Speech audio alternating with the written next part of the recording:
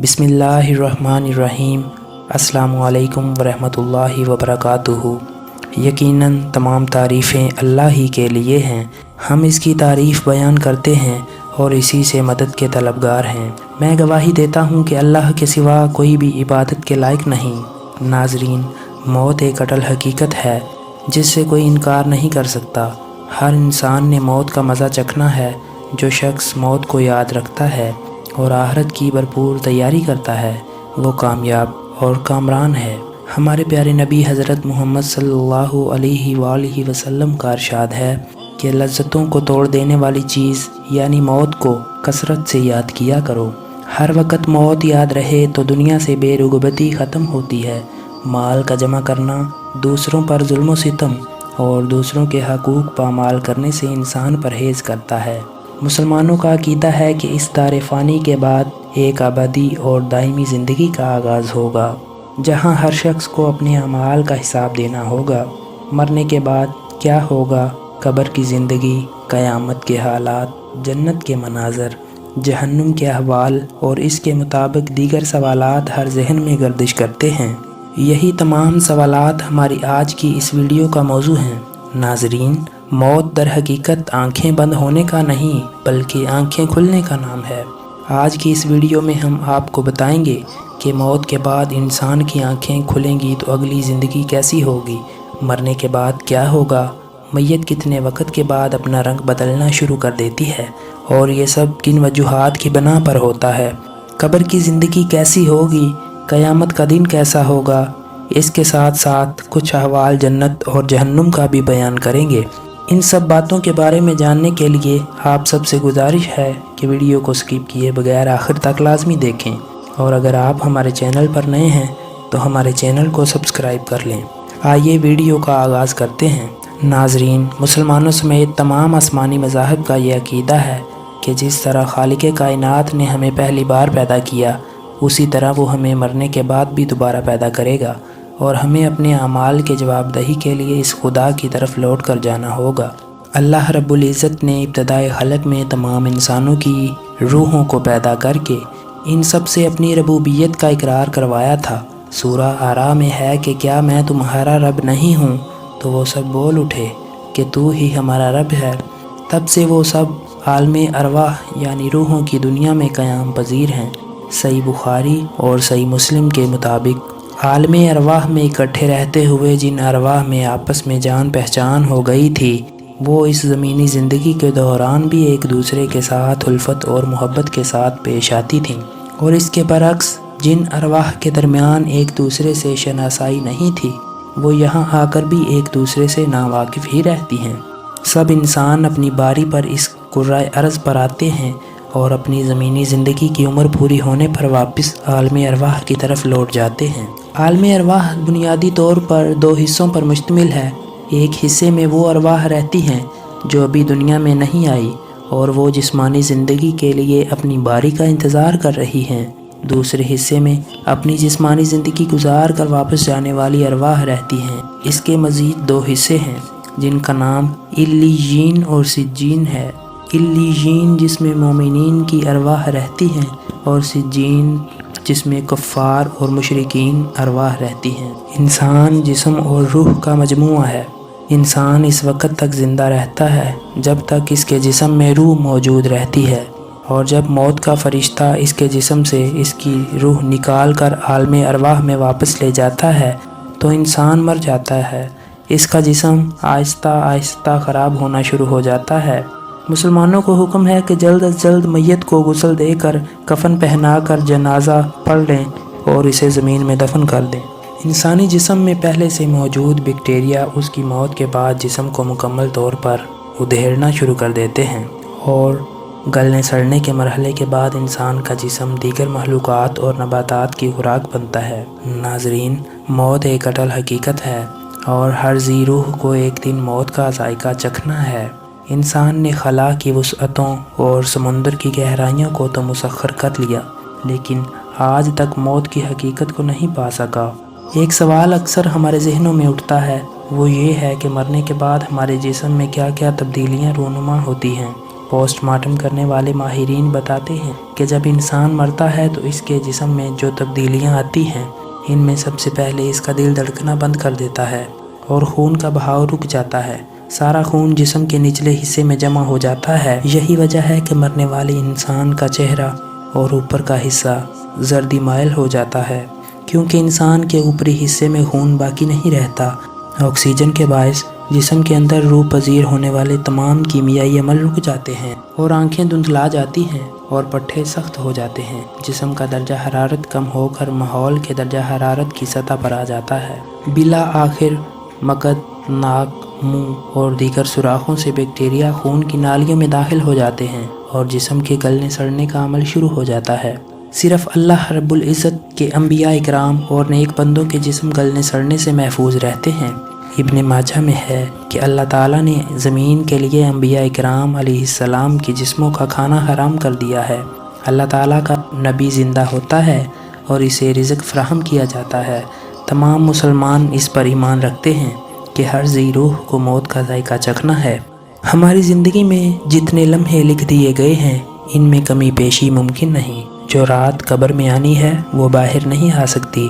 گویا موت زندگی کی حفاظت کرتی ہے۔ موت ہماری زندگی کی سب سے بڑی حقیقت ہے۔ ہزاروں سالوں سے لوگ اس زمینی دنیا میں پیدا ہو رہے ہیں اور اپنی زندگی کی طے شدہ عمر پوری کرنے کے بعد واپس چلے جاتے ہیں۔ کوئی 50 سال، کوئی 60 سال تک جیتا ہے تو کوئی 100 سال سے بھی زیادہ رہتا ہے۔ بالآخر سب کو ایک نہ ایک دن مرنا ہی ہے اور اپنے رب کے حضور حاضر ہو کر ان آزمائشوں کا بھی جواب دہ ہونا ہے جن سے وہ زندگی میں گزرتا رہا ہے۔ ہمارے ساتھ صرف نیک اور بد اعمال ہی جائیں گے۔ یہ زمینی دنیا ایک امتحان گاہ ہے اور ہمارے ساتھ صرف امتحان کا نتیجہ ہی جائے گا، باقی سب کچھ یہیں رہ جائے گا۔ خواہ ہم ہزاروں سال زندہ رہ لیں پھر بھی ہمیں ایک دن مرنا ہی ہوگا اور زندگی کے خاتمے کے بعد ہمارا مال دولت ہمارے کسی کام نہ آئے گا۔ یہ سب جاننے کے باوجود ہم نفرتوں، قدرتوں، حسد اور بغض سے باز کیوں نہیں آ جاتے؟ چند روز زندگی پیار، محبت، اخلاق، احساس، خلوص اور ہمدردی کے ساتھ کیوں نہیں گزارتے؟ موت دنیاوی پابندیوں سے آزادی کا ذریعہ ہے۔ موت خالق کائنات اور اس کے محبوب صلی اللہ علیہ وآلہ وسلم سے ملاقات کا ذریعہ ہے۔ موت سے قبل ہماری روح جسم میں قید ہوتی ہے اور موت کے ذریعے وہ اس قید سے آزاد ہو جاتی ہے اور نیک اعمال کی صورت میں عالم ارواح میں علیین کی خوبصورت زندگی میں رہنا شروع کر دیتی ہے۔ فرشتے نیک انسان کی روح کو عالم ارواح میں مومنین کی روحوں کے پاس لاتے ہیں تو وہ اس کی آمد پر ایسی مسرت محسوس کرتے ہیں جیسے ہمیں اپنے بچھڑے ہوئے کسی شخص سے ملاقات سے بھی نہیں ہوتی۔ پھر وہ ارواح اس سے دنیا کے حالات پوچھتی ہیں کہ ہمارے بعد فلاں نے کیا کیا اور فلاں نے کیا کیا۔ ان میں سے کچھ کہتی ہیں کہ ابھی اسے آرام کرنے دو، اس لیے کہ یہ دنیا کے غموں میں تھا، ابھی اسے استراحت کا موقع نہیں ملا۔ مومن کی روح کی اس کی علیین کی طرف پرواز ہے جو اس کے لیے زندگی کی سب سے بڑی نعمت ہے، جو کہ کافر و منافق کی موت اس کے گناہوں میں اضافے کا خاتمہ ہے۔ اس کے لیے بھی موت ایک بڑی نعمت ہے۔ کسی کی موت پر اسے بیچارہ کہتے ہوئے دکھی نہیں ہونا چاہیے۔ ہم مرنے والے کا ذکر کرتے وقت عموماً اسے بیچارہ کہتے ہیں، حالانکہ مرنے والا اگر نیک ہو تو بڑا ہی خوش قسمت ہوتا ہے، کیونکہ وہ اس فانی دنیا کے مکروہ فریب سے نجات پا چکا ہوتا ہے اور وہ اپنے چاہنے والوں کو بیچارہ خیال کرتا ہے، کیونکہ ان پر ابھی زندگی کی آزمائش باقی ہے۔ موت کو اپنے رشتہ داروں سے جدائی اور غم کے طور پر پیش کرنے کی بجائے اسے آباء و اجداد اور نیک لوگوں سے ملاقات کا ذریعہ سمجھیں۔ موت دنیا کے غموں اور آزمائشوں سے نجات کا ذریعہ ہے۔ مومنوں کی موت در حقیقت ان کے لیے راحت ہے۔ ناظرین، اگر ہم قبر کی سختی کے بارے میں بات کریں تو اسلامی عقیدہ کے مطابق قبر کی سختی اور عذاب اسی پر ہوگا جو منکر اور نکیر کی طرف سے پوچھے جانے والے سوالوں کا جواب نہیں دے پائے گا۔ قبر میں منکر نکیر کی طرف سے 3 سوال پوچھے جاتے ہیں۔ پہلے 2 سوالوں کے جواب درست ہوں یا غلط، تیسرا سوال حتمی اور فیصلہ کن ہوتا ہے۔ رسول اکرم صلی اللہ علیہ وآلہ وسلم نے فرمایا، مردے کی روح اس کے جسم میں لوٹا دی جاتی ہے، پھر 2 فرشتے اس کے پاس آتے ہیں، اسے بیٹھاتے ہیں اور اس سے پوچھتے ہیں، تیرا رب کون ہے؟ وہ کہتا ہے، میرا رب اللہ ہے۔ پھر وہ کہتے ہیں تیرا دین کیا ہے؟ تو مرنے والا کہتا ہے میرا دین اسلام ہے۔ پھر وہ کہتے ہیں کہ تمہاری طرف بھیجے گئے یہ آدمی کون ہیں؟ یہ کہتا ہے یہ اللہ کے رسول ہیں اور اللہ کے بندے ہیں۔ وہ اسے کہتے ہیں کہ تیرے علم کی حقیقت کیا ہے؟ تو وہ کہتا ہے کہ میں نے اللہ کی کتاب پڑھی جس میں ان کا ذکر تھا، سو میں ان پر ایمان لے آیا اور ان کی کہی ہر بات کی تصدیق کی۔ اسی لمحے آسمان سے ایک آواز آتی ہے کہ میرے بندے نے سچ کہا، اس کے لیے جنت کا بستر بچھا دو اور اسے جنت کا لباس پہنا دو اور اس کے لیے جنت کا دروازہ کھول دو۔ دوسری روایت میں آتا ہے کہ تمام سوالات کے جواب ملنے کے بعد فرشتے جواباً کہتے ہیں کہ تم دلہن کی طرح سو جا، کیونکہ اسے وہی جگاتا ہے جو اس کے گھر والوں میں اسے سب سے زیادہ محبوب ہوتا ہے، یہاں تک کہ اللہ اسے اس کے خوابگاہ سے اٹھائے گا۔ لیکن اگر تیسرے سوال کا جواب درست نہ دیا جا سکا تو فرشتے بائیں طرف ایک کھڑکی کھول دیں گے، اس میں سے اسے جہنم کا منظر دکھایا جائے گا اور اسے کہا جائے گا کہ درست فیصلہ نہ دینے کی وجہ سے اب تمہارا ٹھکانہ جہنم ہے۔ جانے سے پہلے فرشتے اس کھڑکی کو قیامت تک کھلا چھوڑ جاتے ہیں۔ ناظرین، مرنے کے بعد جو کچھ پیش آئے گا اسے قرآن حکیم اور حدیث نبوی سے تفصیل سے بیان کیا گیا ہے۔ انسان جب مر جاتا ہے اور اسے لے جا کر قبر میں دفن کر دیا جاتا ہے تو سب سے پہلے اسے قبر کے فتنے کا ہی سامنا کرنا پڑتا ہے۔ قبر کے تصور سے ہی اہل ایمان کے رونگٹے کھڑے ہو جاتے ہیں۔ حضرت عثمان بن عفان رضی اللہ تعالیٰ عنہ کے غلام کا بیان ہے کہ حضرت عثمان رضی اللہ تعالیٰ عنہ جب کسی قبر کے پاس کھڑے ہوتے تو اتنا روتے کہ آنسوؤں سے آپ کی داڑھی تر ہو جاتی۔ ان سے پوچھا گیا کہ جب جنت اور دوزخ کا ذکر کیا جاتا ہے تو آپ اتنا نہیں روتے جتنے قبر پر کھڑے ہو کر روتے ہیں؟ تو انہوں نے جواب دیا کہ میں نے آپ صلی اللہ علیہ وآلہ وسلم کو فرماتے سنا کہ قبر آخرت کی منزلوں میں سے پہلی منزل ہے، اگر انسان اس میں سے نجات پا گیا تو بعد میں آنے والی منزلیں اس سے زیادہ آسان ہوں گی، اور اگر وہ اس سے نجات نہ پا سکا تو بعد میں آنے والی منزلیں اس سے زیادہ سخت ہوں گی۔ اللہ کے رسول صلی اللہ علیہ وآلہ وسلم ہر نماز کے بعد عذاب قبر سے پناہ مانگتے تھے اور یہ دعا کرتے تھے کہ اے اللہ، میں عذاب قبر سے تیری پناہ چاہتا ہوں۔ آپ نے فرمایا لوگوں، قبر کے عذاب سے اللہ کی پناہ چاہو کیونکہ عذاب قبر برحق ہے۔ آپ صلی اللہ علیہ وآلہ وسلم کا ارشاد ہے، بے شک بندہ جب اپنی قبر میں رکھ دیا جاتا ہے تو جب دفنانے والے اس سے پیٹھ پھیر لیتے ہیں، اس وقت وہ ان کے جوتوں کی آہٹ سن رہا ہوتا ہے۔ پھر دو فرشتے اس کے پاس آتے ہیں اور مرنے والے سے پوچھتے ہیں کہ تم حضرت محمد صلی اللہ علیہ وآلہ وسلم کے بارے میں کیا کہتے ہو؟ تو مومن کہتا ہے کہ میں گواہی دیتا ہوں کہ وہ اللہ کے بندے اور اس کے رسول ہیں۔ پھر فرشتے اسے جہنم اور جنت دونوں کے مناظر دکھاتے ہیں اور کہتے ہیں کہ اللہ تعالیٰ نے تمہیں جنت کا حقدار بنایا ہے۔ اور جب کسی منافق کو، کافر کو دفنایا جاتا ہے تو فرشتے اس سے بھی سوال کرتے ہیں کہ محمد صلی اللہ علیہ وآلہ وسلم کے بارے میں تم کیا جانتے ہو؟ تو وہ کہتا ہے کہ میں ان کے بارے میں کچھ نہیں جانتا۔ تو فرشتے کہتے ہیں کہ نہ تو تم نے کبھی جاننے کی کوشش کی اور نہ ہی تم نے قرآن پڑھا، اور اس کو لوہے کے ہتھیار سے زور سے مارا جاتا ہے، اس کی چیخیں نکل جاتی ہیں جسے وہ تمام چیزیں سنتی ہیں جو اس کے قریب ہوتی ہیں سوائے انسان اور جنات کے۔ اور جو شخص فرشتوں کے سوالات کے صحیح جواب دیتا ہے، اس کی قبر میں جنت کی طرف سے ایک کھڑکی کھول دی جاتی ہے اور اس کے پاس جنت کی خوشبو اور نعمتیں آتی رہتی ہیں، اور اس کی قبر کو تا حد نگاہ وسیع کر دیا جاتا ہے۔ اور مشرکین کی قبر میں جہنم کی طرف سے ایک کھڑکی کھول دی جاتی ہے اور وہ قیامت تک جہنم کی بدبو اور آگ میں جھلستا رہتا ہے، اور اس کی قبر کو اس قدر تنگ کر دیا جاتا ہے کہ اس کی دونوں پسلیاں ایک دوسرے میں پیوست ہو جاتی ہیں۔ یاد رکھیے، عذاب قبر سے مراد عذاب برزخ ہے۔ جو بھی اس کا مستحق ہوگا اسے یہ عذاب چکھنا ہی پڑے گا، خواہ اسے قبر میں دفن کیا جائے یا جلا دیا جائے یا دریا میں ڈال دیا جائے، کوئی بھی صورت ہو اسے یہ عذاب پہنچ کر ہی رہے گا۔ اللہ ہر چیز پر قادر ہے، لہٰذا میرے بھائیوں، ہمیں قبر کے عذاب سے بچنے کی فکر کرنی چاہیے۔ ایک صحابی فرماتے ہیں کہ ہم آپ صلی اللہ علیہ وآلہ وسلم کے ساتھ ایک جنازے میں تھے تو آپ بیٹھے رو رہے تھے۔ یہاں تک کہ آپ کے آنسوؤں سے سامنے کی مٹی تر ہو گئی۔ پھر آپ نے فرمایا، اے میرے بھائیو، اس طرح کے دن کے لیے تم بھی تیاری کر لو۔ لہٰذا ناظرین، قبر کی زندگی کے لیے تیاری کرنی چاہیے، اور اس دن کی تیاری اچھے اعمال سے ہی ہو سکتی ہے۔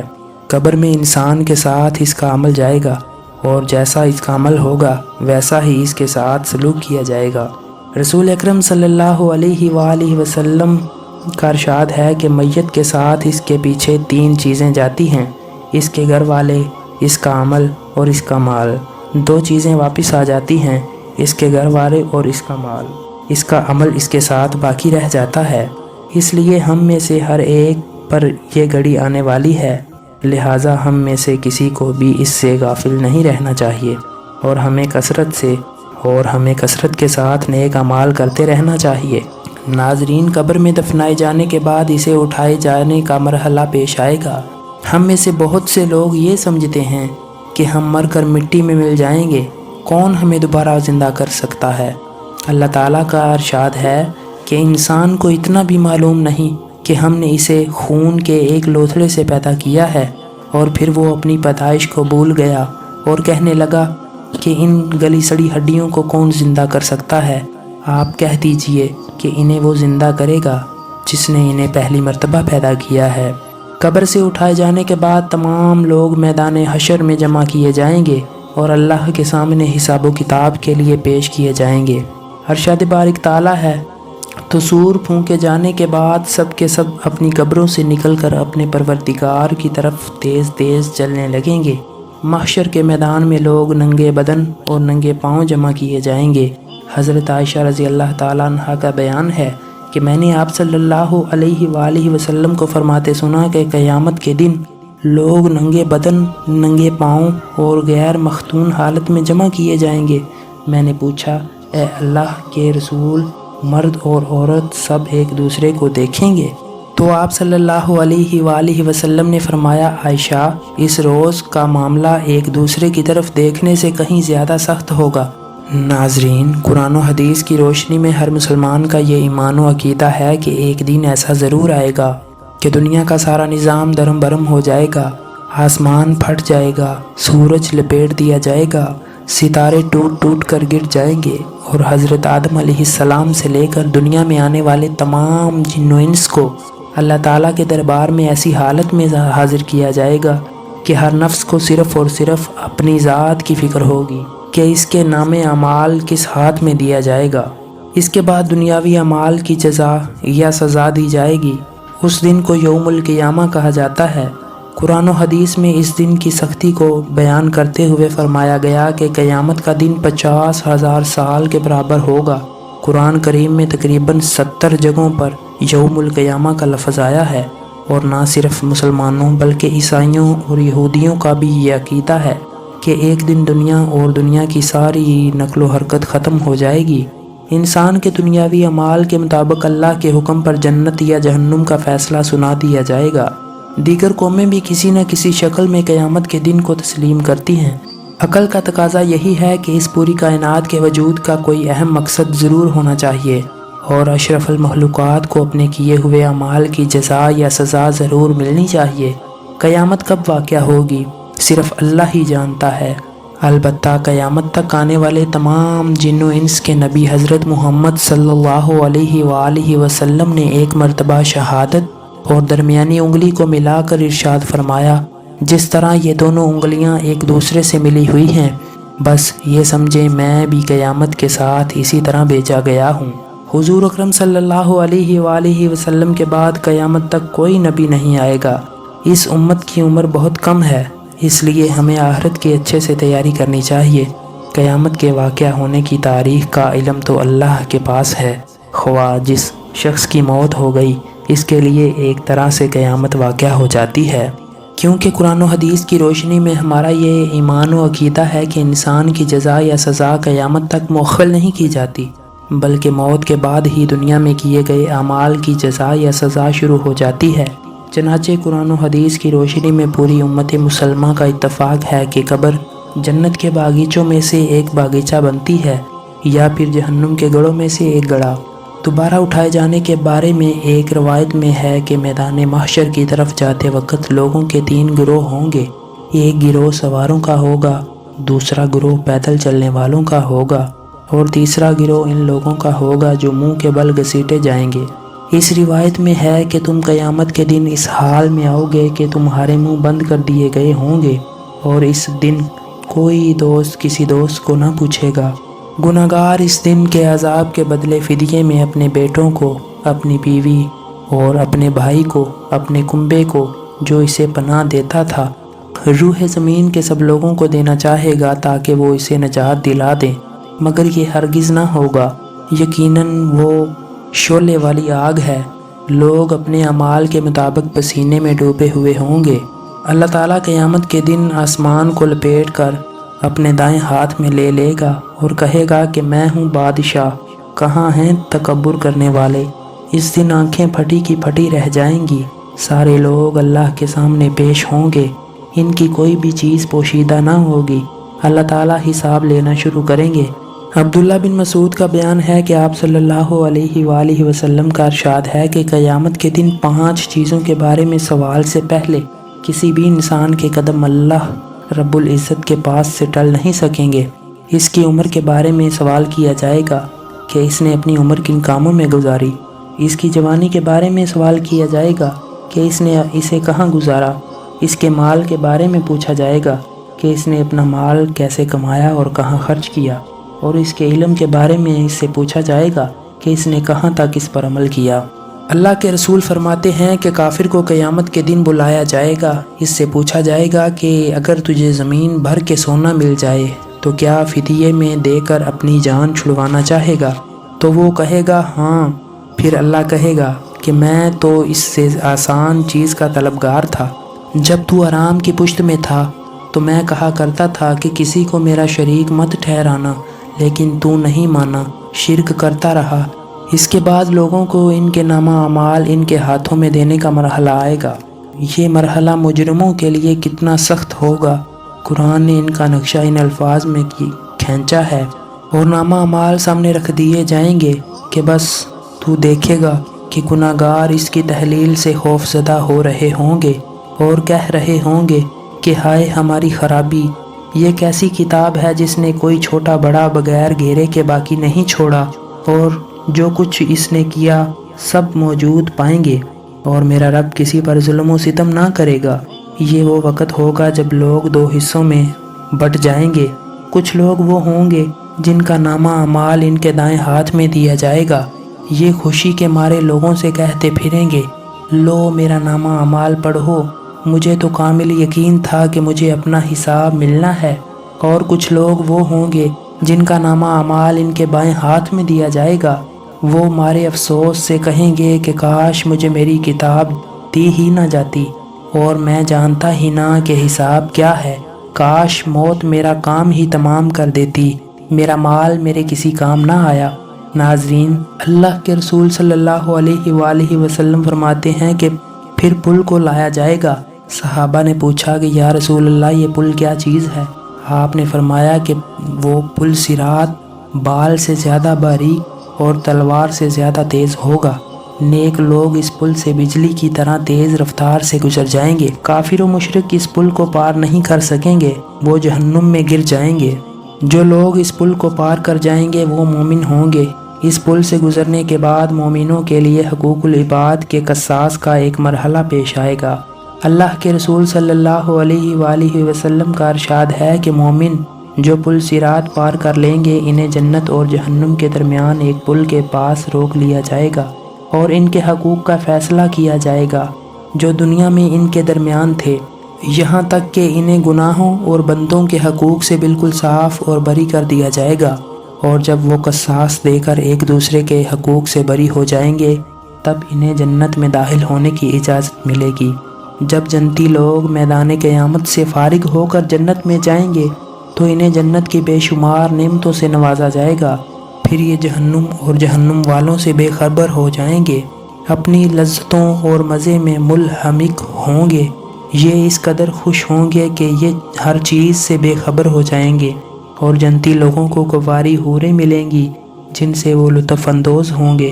اور وہ اللہ کی مہمانداری سے لطف اٹھا رہے ہوں گے اور جنتی لوگوں کی ہر خواہش کو پورا کیا جائے گا۔ ایک مرتبہ آپ صلی اللہ علیہ وآلہ وسلم نے فرمایا کہ کیا تم میں سے کوئی اس جنت میں جانے کا خواہش مند ہے اور اس کے لیے تیاریاں کرنے والا ہے جس میں کوئی خوف نہیں؟ رب کعبہ کی قسم، وہ سراسر نور ہی نور ہے، اس کا سبزہ لہلہا رہا ہے، اس کی نہریں بری ہوئی ہیں اور بہہ رہی ہیں، اس کے پھل ذائقے دار اور پکے ہوئے ہیں، اس میں خوبصورت نوجوان حوریں اور ان کے لباس پیش قیمت ہیں، اس کی نعمتیں ابدی اور لازوال ہیں، وہ سلامتی کا گھر ہے، وہ سبز اور تازے پھلوں کا باغ ہے، اس کے محلات بلند و بالا اور بہت ہی خوبصورت اور شاندار ہیں۔ یہ سن کر جتنے صحابہ اکرام تھے سب نے کہا، یا رسول اللہ، ہم اس کے لیے تیاری کرنے اور اسے حاصل کرنے کی کوشش کرنے والے ہیں۔ آپ صلی اللہ علیہ وآلہ وسلم نے فرمایا کہ انشاءاللہ۔ آپ صلی اللہ علیہ وآلہ وسلم نے فرمایا کہ جنتی اپنی نعمتوں میں مشغول ہوں گے کہ اوپر سے ایک نور چمکے گا اور وہ اللہ کے دیدار سے مشرف ہوں گے، اور رب فرمائے گا السلام علیکم یا اہل الجنہ۔ جنتی صاف طور پر اللہ کو دیکھیں گے اور وہ انہیں دیکھے گا۔ کسی نعمت کی طرح اس وقت وہ آنکھ بھی نہ اٹھائیں گے یہاں تک کہ حجاب حائل ہو جائے گا اور نور ان کے پاس باقی رہ جائے گا۔ عمر بن عبدالعزیز فرماتے ہیں کہ اللہ تعالیٰ جب جنتیوں اور جہنمیوں سے فارغ ہوگا تو اللہ جنتیوں سے فرمائے گا کہ مانگو مجھ سے جو کچھ تم چاہتے ہو، تو جنتی کہیں گے کہ سب کچھ تو موجود ہے، کیا مانگیں؟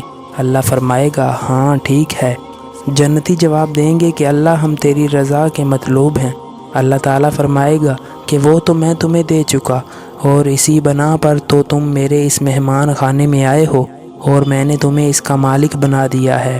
تو جنتی کہیں گے کہ اے اللہ ہم تجھ سے کیا مانگیں، تو نے تو ہمیں اتنا دے رکھا ہے کہ اگر تو حکم دے تو ہم میں سے ہر ایک انسان پورے انسانوں اور جنوں کی دعوت کر سکتا ہے اور انہیں پیٹ بھر کر کھلا سکتا ہے، بلکہ ان سب کی ضروریات پوری کر سکتا ہے، اور پھر بھی اس کی ملکیت میں کوئی کمی نہیں آ سکتی۔ اللہ فرمائے گا کہ ابھی میرے پاس تمہارے لیے بہت کچھ ہے، تو فرشتے اللہ کے حکم سے ان کے پاس تحفے لے کر آئیں گے۔ ناظرین، قبر کا عذاب اصل میں روح کا عذاب ہوتا ہے، سوالات بھی حقیقت میں روح سے ہی ہوتے ہیں، اس لیے اگر کسی شخص کو دفن نہ کیا جائے تب بھی سوالات ہوتے ہیں۔ البتہ بعض احادیث سے معلوم ہوتا ہے کہ روح کے ساتھ بدن کو بھی عذاب ہوتا ہے۔ اس طرح عالم برزخ میں عذاب اور آرام پر ہمیں مکمل ایمان لانا چاہیے۔ اللہ تعالیٰ جہنم سے نجات اور ہمیں بغیر حساب و کتاب کے جنت الفردوس میں اعلیٰ مقام عطا فرمائے۔ ناظرین، مرنے کے بعد ہمارے سامنے جو مراحل آنے والے ہیں، ہم نے انہیں آپ کے سامنے رکھنے کی کوشش کی۔ آپ بتائیں کہ جسے ان تمام باتوں پر یقین ہو تو کیا وہ ایک لمحہ بھی اپنی موت سے غافل رہ سکتا ہے؟ نہیں، ہرگز نہیں۔ لہٰذا گناہوں سے باز آ جائیے اور اللہ کے حضور خالص توبہ کیجیے۔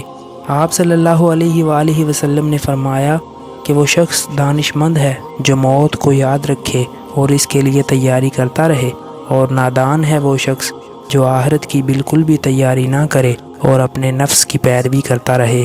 اللہ تعالیٰ سے دعا گو ہیں کہ وہ ہمیں موت کی سختی اور عذاب سے بچائے، آمین ثم آمین۔ ناظرین، یہ تھی ہماری آج کی ویڈیو۔ ہم امید کرتے ہیں کہ آپ کو ہماری آج کی ویڈیو ضرور پسند آئی ہوگی۔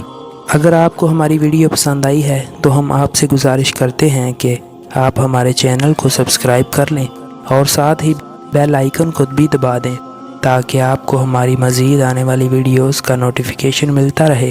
سبسکرائب کے ساتھ ساتھ ہماری ویڈیوز کو لائک بھی کریں اور اپنی قیمتی رائے کا اظہار کومنٹس باکس میں لازمی کریں۔ کومنٹس میں آپ اپنے سوالات بھی ہم تک پہنچا سکتے ہیں۔ اللہ تعالیٰ آپ کو اپنے حفظ و امان میں رکھے، آمین۔